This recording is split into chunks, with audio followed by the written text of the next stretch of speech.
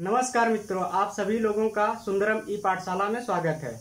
जैसा कि आप लोग जानते हैं, हम आप लोगों को हिंदी पढ़ाना शुरू किए थे।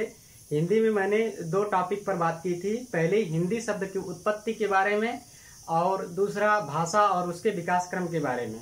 आगे की कड़ी में आज हम आप लोगों को नए टॉपिक की शुरुआत करेंगे और व्याकरण पर बात करेंगे। हिंदी व्याकरण के बारे में बात करेंगे। तो आइए सबसे पहले हिंदी व्याकरण के बारे में बात करने से पहले हम व्याकरण को समझने की कोशिश करते हैं कि व्याकरण शब्द किन किन शब्दों से मिलकर के बना है, इसका अर्थ क्या होता है व्याकरण का। तो आइए व्याकरण को थोड़ा समझने की कोशिश करते हैं। व्याकरण व्याकरण शब्द तीन शब्दों से मिलकर के बनता है। बी प्लस आ प्लस करण, तीन शब्दों से मिलकर के व्याकरण बनता है।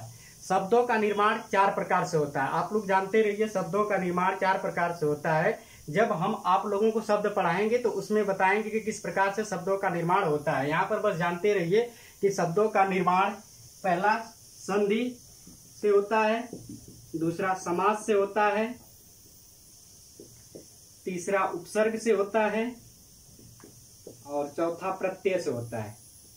सिर्फ इन्हीं चारों से शब्द का निर्माण किया जा सकता है। इनके अलावा और किसी से शब्द का निर्माण नहीं किया जा सकता है। सिर्फ यही इसके चार अंग हैं जिससे शब्दों का निर्माण किया जा सकता है।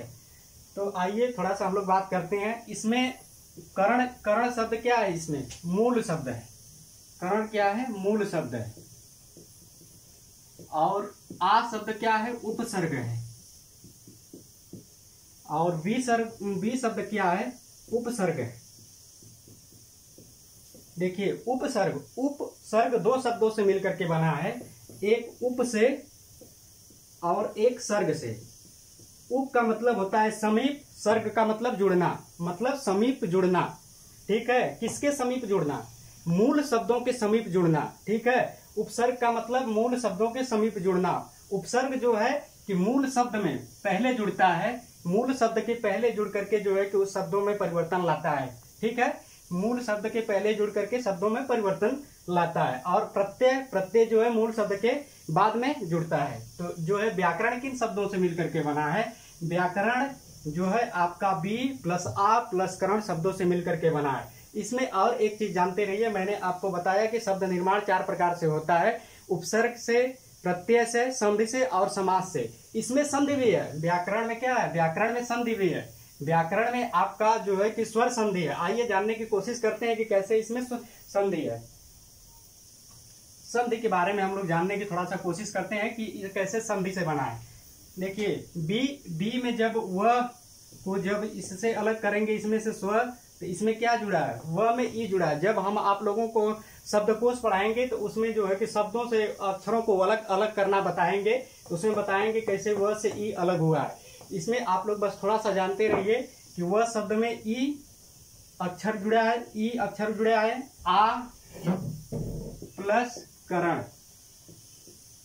ठीक है, ई प्लस आ मिलकर के संधि में क्या हो जाता है? या हो जाता है। जब आप लोगों को हम संधि पढ़ाएंगे तो संधि मात्र 2 सेकंड में बताएंगे। आप 2 सेकंड में जो है कि संधि बता सकते हैं कि इसमें कौन सी संधि है। ऐसा टिक आप लोगों को पढ़ाएंगे। सिर्फ आप लोग हमारे साथ जुड़े रहिए और आप लोगों को बताएंगे कि कैसे जो है कि संधि की पहचान की जाती है। मात्र 2 सेकंड में आप संधि बता सकते हैं कि इसमें कौन सी संधि है। तो देखिए, यहाँ पर जो है बी प्लस आ प्लस करण, इसमें देखिए व्याकरण का निर्माण किससे? संधि से भी हुआ है। व्याकरण का निर्माण व्याकरण शब्द का जो है कि जूनियर असिस्टेंट में इसी के आधार पर एक आता है, एक शब्द है व्यवहार। व्यवहार में पूछा था, व्यवहार का संधि विच्छेद हमें पूछा था। तो बी प्लस औ प्लस हार होता है व्यवहार का संधि विच्छेद। तो इसका संधि विच्छेद आप लोग याद रखिएगा, कभी भी पूछ सकता है इसका संधि विच्छेद। तो इसका संधि विच्छेद जो है बी प्लस आ प्लस करण शब्दों से मिलकर के जो है कि व्याकरण बना है। आइए अब व्याकरण के शाब्दिक अर्थ के बारे में हम लोग बात करते हैं कि व्याकरण का शाब्दिक अर्थ क्या होता है। व्याकरण देखिए 2 शब्दों से मिलकर के बना है। व्याकरण 2 शब्दों से मिलकर के बना है। व्याकरण शब्द 2 शब्दों से मिलकर के बना है। व्या प्लस करण, व्या प्लस करण 2 शब्दों से मिलकर के बना है। ठीक है, व्याकरण का शाब्दिक अर्थ के बारे में हम लोग बात कर रहे हैं। तो व्याकरण दो शब्दों से मिलकर के बना है, व्या प्लस करण। व्या का मतलब क्या होता है? व्याख्या। व्या का मतलब क्या होता है? व्याख्या। करण का मतलब क्या होता है? करना। करण का मतलब क्या होता है? करना, व्याख्या करना। इन दोनों को मिला दिया जाएगा, क्या हो जाएगा? व्याकरण का मतलब व्याख्या करना। किसकी व्याख्या करना? हम लोग क्या पढ़ रहे हैं? हिंदी भाषा पढ़ रहे हैं। हिंदी भाषा की क्या है? व्याख्या करना क्या कहलाता है? व्याकरण कहलाता है। हिंदी भाषा की व्याख्या करना व्याकरण कहलाता है। देखिए, हम आप लोगों को जो है, हिंदी बहुत आसान सब्जेक्ट है। हिंदी का जो शब्द रहते हैं ना, उसी में उसी की परिभाषा छिपी रहती है। जैसे मैंने यहाँ पर व्याकरण को क्या बताया कि व्याकरण दो शब्दों से मिलकर के बना है, व्या प्लस करण से। व्या का मतलब व्याख्या, करण का मतलब करना होता है, अर्थात व्याख्या करना। किसकी व्याख्या करना? भाषा की व्याख्या करना। भाषा की व्याख्या करना क्या कहलाता है? व्याकरण कहलाता है। आइए हम लोग थोड़ा सा जो है कि व्याकरण के परिभाषा के बारे में जानते हैं। व्याकरण की परिभाषा क्या होती है? तो भाषा को हम लोग कितने आधारों पर, भाषा के जो है कि 3 आधार होते हैं। भाषा को सिर्फ 3 आधारों पर हम लोग बात कर सकते हैं भाषा की। एक जो है कि भाषा को हम 3 आधार पर कर सकते हैं। भाषा को एक भाषा का प्रयोग हम 3 आधार पर कर सकते हैं। भाषा को क्या कर सकते हैं? भाषा को हम बोल सकते हैं। भाषा का प्रयोग हम 3 आधार पर कर सकते हैं। भाषा को एक तो हम बोल सकते हैं, भाषा को बोलना, एक बोल सकते हैं, एक लिख सकते हैं, लिखना, एक क्या कर सकते हैं? पढ़ सकते हैं, पढ़ना। ठीक है।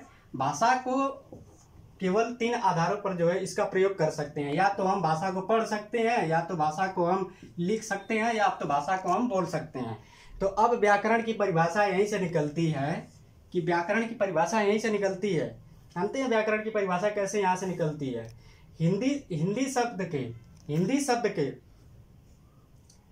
शब्द को शुद्ध बोलना, हिंदी शब्द को शुद्ध पढ़ना, शुद्ध बोलना, शुद्ध लिखना, ये क्या कहलाता है? व्याकरण कहलाता है।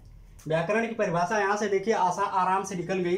भाषा को हमने जो है भाषा के 3 प्रकार बताए, बोलना, पढ़ना, लिखना। 3 प्रकार से इसका प्रयोग किया जा सकता है, बोलने के आधार पर, लिखने के आधार पर और पढ़ने के आधार पर। तो यहाँ से हम परिभाषा बनाएंगे कि हिंदी भाषा को शुद्ध पढ़ना, शुद्ध बोलना और शुद्ध लिखना ही क्या कहलाता है? व्याकरण कहलाता है। आइए अब आगे हम व्याकरण के बारे में बात करते हैं। देखिए, व्याकरण के मुख्यतः 3 आधार स्तंभ है। व्याकरण के मुख्यतः 3 आधार स्तंभ है। दिख रहा है ना जी? व्याकरण के मुख्यतः 3 आधार स्तंभ है। पहला है वर्ण विचार, दूसरा है शब्द विचार, तीसरा है वाक्य विचार।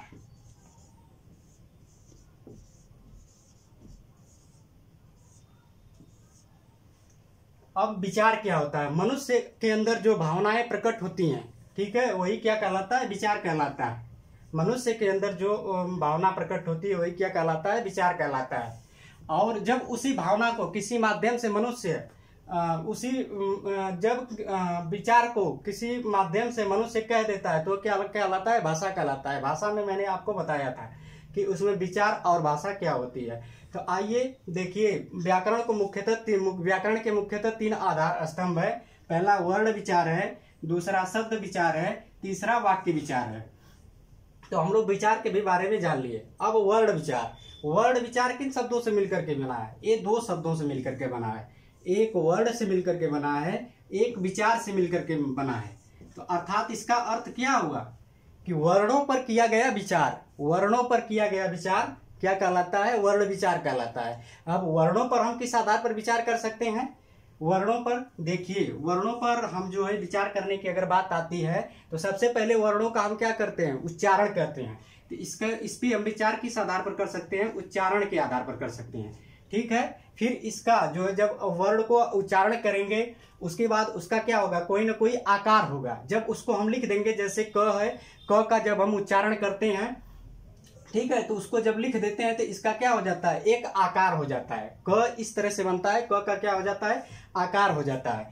तो हम वर्ण विचार के उच्चारण के बारे में बात करेंगे, फिर आकार, वर्ण पर विचार हम कैसे कर सकते हैं? उच्चारण के आधार पर कर सकते हैं, आकार के आधार पर कर सकते हैं, और इसके रूप के आधार पर कर सकते हैं। रूप के आधार पर वर्णों पर विचार हम जो है कि इसके उच्चारण के आधार पर, आकार के आधार पर और रूप के आधार पर कर सकते हैं। तो अब यहीं से वर्ण विचार की परिभाषा जो है कि निकल करके आ जाती है।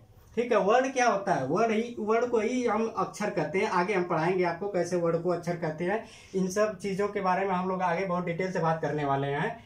तो वर्णों या अक्षरों के उच्चारण, आकार, रूप के नियमों के बारे में जब हम विस्तृत चर्चा करते हैं तो वही क्या कहलाता है? वर्ण विचार कहलाता है। अब बात आती है शब्द विचार की। शब्द विचार में जो है कि शब्द विचार दो शब्दों से मिलकर के बना है। शब्द विचार दो शब्दों से मिलकर के बना है, एक शब्द से और दूसरा विचार से।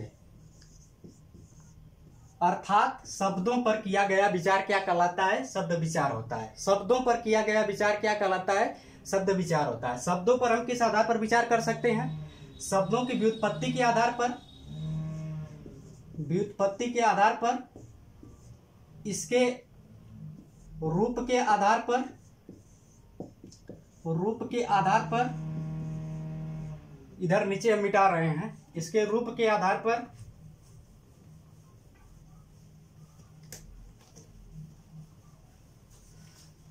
और इसके प्रयोग के आधार पर,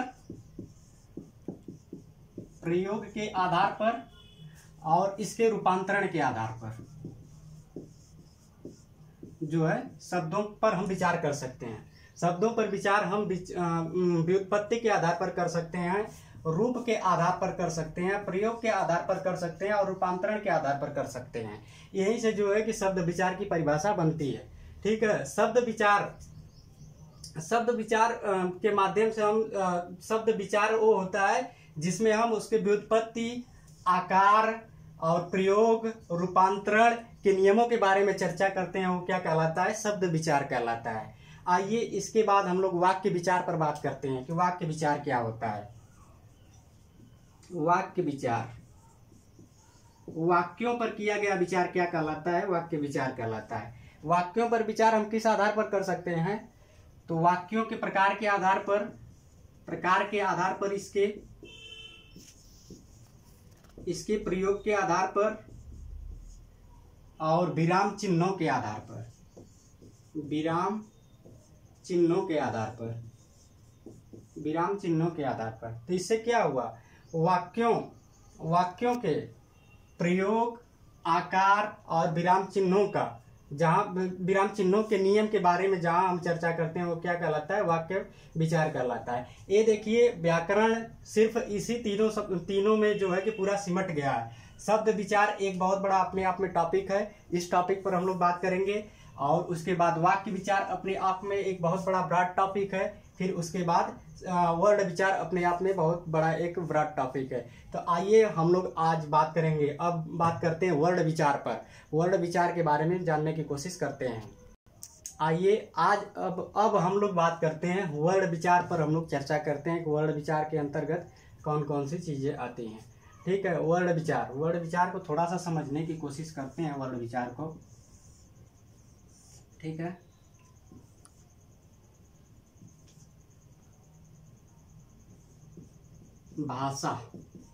भाषा में क्या होता है?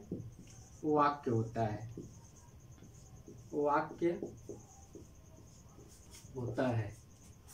वाक्य में क्या होता है? वाक्य में शब्द होता है। और शब्द में क्या होता है? शब्द में वर्ण होता है। शब्द में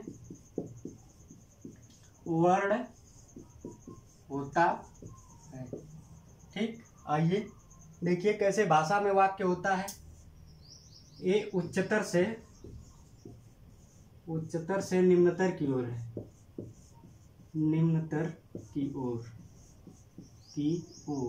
आइए इसका मतलब समझने की कोशिश करते हैं। भाषा किससे मिलकर के बनी है? वाक्यों से मिलकर के भाषा का निर्माण होता है। ठीक है, वाक्यों का निर्माण जो है शब्दों से मिलकर के होता है। वाक्यों का निर्माण किससे मिलकर के होता है? शब्दों से मिलकर के होता है। शब्दों का निर्माण जो है किससे होता है, वर्णों से होता है। आइए एक एक करके हम लोग वाक्य के शब्द और वर्णों के निर्माण के बारे में थोड़ा सा जाने कि कैसे इसका जो है कि निर्माण होता है। देखिए सबसे पहले क्या होता है, सबसे पहले ध्वनि। जब हम किसी वर्ण का उच्चारण करते हैं तो ध्वनियों के माध्यम से जो है उच्चारण करते हैं। ठीक है, यहाँ पर देखिए सबसे पहले ध्वनि से वर्ण का निर्माण होता है। अभी आगे हम बताएंगे ध्वनि की परिभाषा, वर्ण की परिभाषा। ध्वनि से वर्ण का निर्माण होता है, वर्ण से शब्द बनते हैं, शब्द से क्या बनते हैं, वाक्य बनते हैं। ठीक, शब्द से वाक्य बनते हैं। जैसे मुख से जो भी हम अक्षर बोलते हैं वह क्या कहलाते हैं, वर्ण कहलाते हैं। ठीक है, ध्वनि मुख से जो भी हम जैसे क बोल रहे हैं तो क क्या है, एक वर्ण है। मुख से क क्या है, एक वर्ण है। हम अ बोल रहे हैं, क्या है, एक वर्ण है। ये क्या है, ध्वनि है। ध्वनियों को जब हम लिख दे रहे हैं तो यही क्या कहला रहा है, वर्ण कहला रहा है। ध्वनियों के लिखित रूप को ही हम वर्ण कहते हैं। तो यहाँ पर क हो गया वर्ण, अ हो गया वर्ण, ग हो गया वर्ण। इसी तरह से जितने ये सब हैं अक्षर वो सब क्या कहलाते हैं, वर्ण कहलाते हैं। अब वर्णों से शब्दों का निर्माण होता है। वर्णों से कैसे शब्दों का निर्माण होता है, यहाँ देखिए जैसे राम है।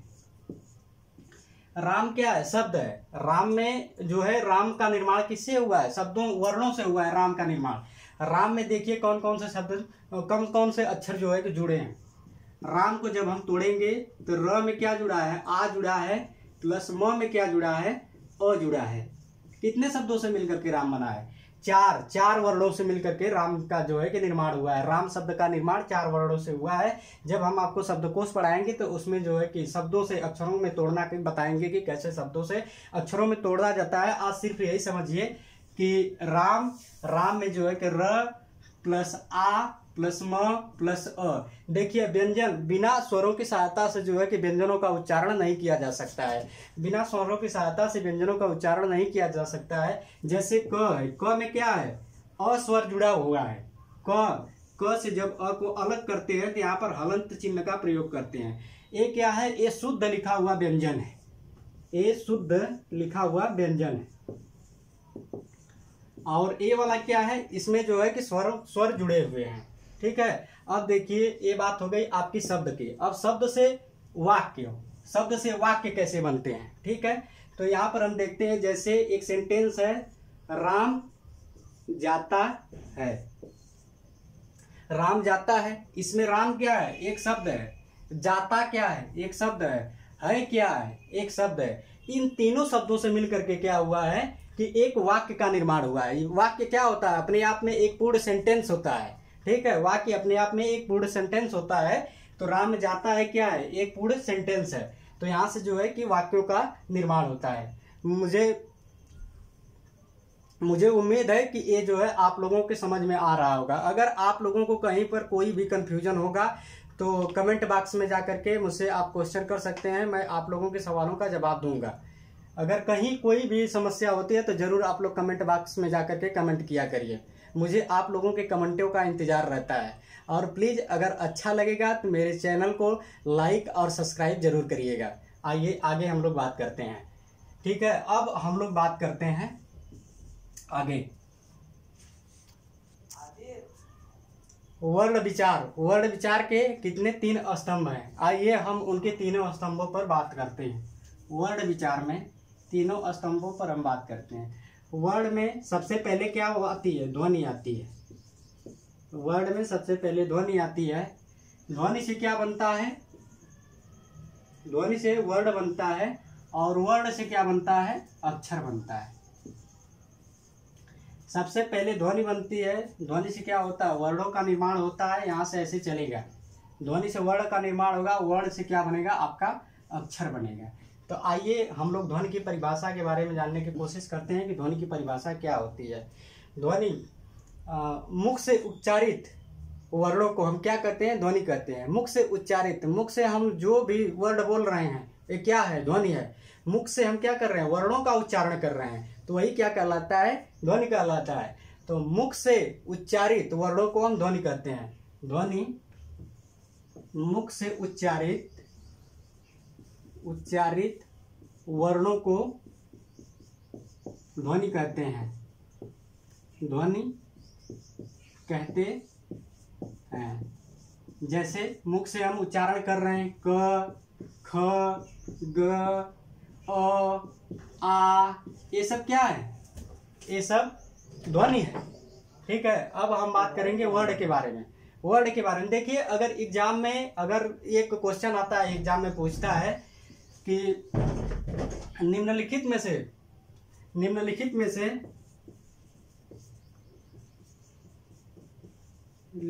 से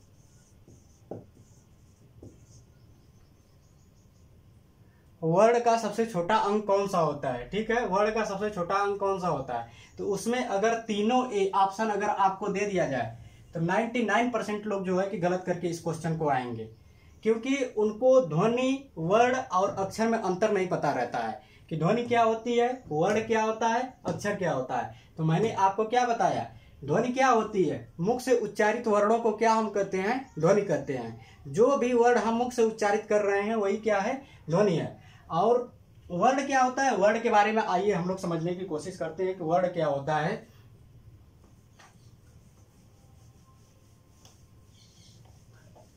ध्वनियों के, जो ध्वनियों का उच्चारण कर रहे हैं हम, जो ध्वनियों का उच्चारण कर रहे हैं, अगर इसको हम वही लिख देते हैं एक लिपि के माध्यम से, जो है कि इसको लिख देते हैं, तो क्या कहलाता है? ये ध्वनि कहलाता है। वर्णों का जो है कि ध्वनियों का उच्चारण जिस माध्यम से हम लोग कर रहे हैं, ध्वनियों को अगर लिपि के माध्यम से लिख देते हैं तो वही वर्ड कहलाता है। वर्ड के बारे में आइए जानते हैं। वर्ड क्या होता है? ध्वनियों का लिखित रूप क्या कहलाता है? लिखित रूप वर्ड कहलाता है। वर्ड कहलाता है। ठीक है, जैसे क्या हो गया? अ, आ, ई, क, ख, ग, ये सब क्या है आपका? ये सब वर्ड हैं। ये क्या है? ध्वनियों को मैंने क्या किया है? लिखा है। यही क्या कहलाते हैं? वर्ड कहलाते हैं। या तो इसकी एक और परिभाषा होती है, वह छोटी से छोटी स्वीकृत ध्वनियां जिसके आगे खंड न किए जा सके, क्या कहलाता है? वर्ड कहलाता है। इसके आगे खंड नहीं किए जा सकते हैं, वह क्या कहलाता है? वर्ड कहलाता है। इसके आगे खंड न किए जा सके, वो क्या कहलाता है? वर्ड कहलाता है। आइए अक्षर की हम बात करते हैं कि अक्षर क्या होता है। वर्ड को मैंने समझ लिया कि ध्वनियों का लिखित रूप ही क्या कहलाता है? वर्ड कहलाता है। वर्डों का या तो वह छोटी से छोटी स्वीकृत ध्वनियां जिसके आगे खंड न किए जा सके, वर्ड कहलाता है। उसके बाद हम लोग अक्षर की बात करते हैं। अक्षर में थोड़ा सा आइए हम लोग डिटेल समझने की कोशिश करते हैं कि अक्षर क्या होता है। व्याकरण का यही जो है कि मूल आधार स्तंभ अक्षर है। ठीक है, अक्षरों से ही शब्दों का निर्माण हुआ, इसी को वर्ड भी बोलते हैं। अक्षर जो है दो शब्दों से मिलकर के बना है। अ उपसर्ग लगा है प्लस क्षर से मिलकर के बना है। क्षर का मतलब क्या होता है? नष्ट होना। क्षर का मतलब नष्ट होना। अ का मतलब क्या होता है? नहीं। अर्थात जो नष्ट नहीं होता है क्या कहलाता है? अक्षर कहलाता है। जो नष्ट नहीं होता है क्या कहलाता है? अक्षर कहलाता है। ठीक है, जो नष्ट नहीं होता है। अ प्लस क्षर। आइए हम लोग जो है अक्षर के बारे में समझने की कोशिश करते हैं। अक्षर दो शब्दों से मिलकर के बना है, एक अ से और एक क्षर से। ठीक है, अ का मतलब नहीं होता है, छ का मतलब क्या होता है? नष्ट होना। मतलब जिसका नष्ट, जो नष्ट ना हो क्या कहलाता है? अक्षर कहलाता है। अक्षर की परिभाषा के बारे में जानते हैं। अक्षर की परिभाषा क्या होती है? वह ध्वनि या ध्वनि समुदाय जिसका एक श्वास के एक ही आघात में उच्चारण होता है, वो क्या कहलाता है? अक्षर कहलाता है। जिसका एक श्वास के एक ही आघात में जो है उच्चारण हो जाता है, वो क्या कहलाता है? अक्षर कहलाता है। अक्षर जो है कि दो प्रकार के होते हैं। अक्षर जो है कि दो प्रकार के होते हैं। ठीक, अक्षर दो प्रकार के होते हैं, एक बद्धाक्षर, एक मुक्ताक्षर। एक बद्धाक्षर और एक मुक्ताक्षर। बद्धाक्षर और एक मुक्ताक्षर। ये देखिए, बद्धाक्षर क्या है? दो शब्दों से मिलकर के बना है, बद्ध प्लस अक्षर। बद्ध का मतलब क्या होता है? बधा हुआ। अक्षर का मतलब अक्षर से। किन अक्षरों से बंधा हुआ, व्यंजन अक्षरों के साथ बंधा हुआ। किन व्यंजन अक्षरों के साथ बंधा हुआ, किसके साथ बंधा हुआ, व्यंजन अक्षरों के साथ बंधा हुआ, क्या कहलाता है, बद्धाक्षर कहलाता है। ठीक है, व्यंजन अक्षरों के साथ बंधा हुआ जो रहता है बद्धाक्षर कहलाता है। कैसे व्यंजन अक्षरों के साथ बंधा रहता है ये, जैसे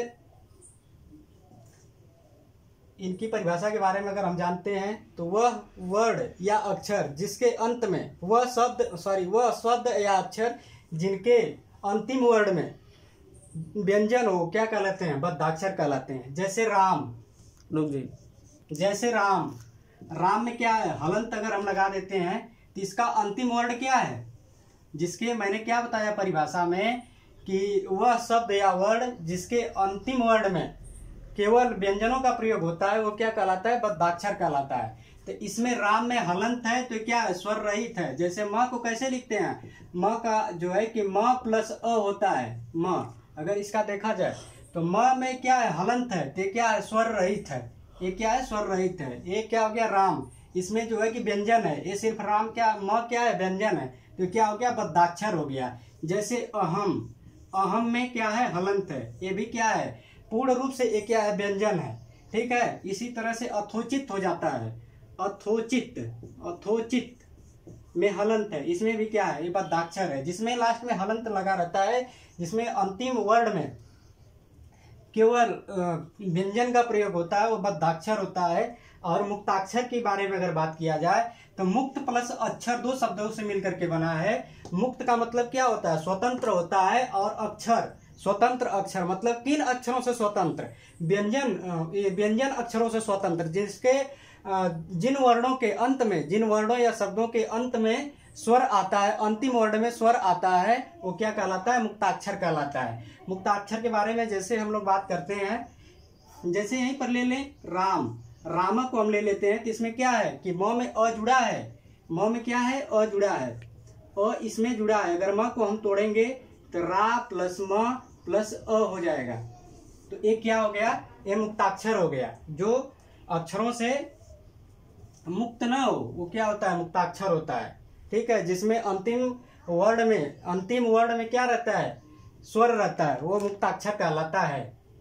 ठीक है, अब इसके आगे हम लोग बात करेंगे वर्णमाला के बारे में कि वर्णमाला क्या होती है। नेक्स्ट टॉपिक पर हम लोग बात करेंगे। हमारी वीडियो देखने के लिए धन्यवाद। अगर हमारा चैनल आप लोगों को पसंद आएगा तो लाइक और सब्सक्राइब जरूर करिएगा, और कृपया कमेंट करके बता दीजिएगा कि नहीं आप लोगों के समझ में आ रहा है कि नहीं आ रहा है, और कहाँ पर परिवर्तन करना है। क्योंकि मैं अभी पहली बार यूट्यूब पर पढ़ा रहा हूँ, इसलिए जो है कि मुझे बहुत ज़्यादा इसके बारे में जानकारी नहीं है कि मतलब कितना स्लो पढ़ाना चाहिए, कितना तेज पढ़ाना चाहिए। धीरे धीरे जो है कि सुधार होगा।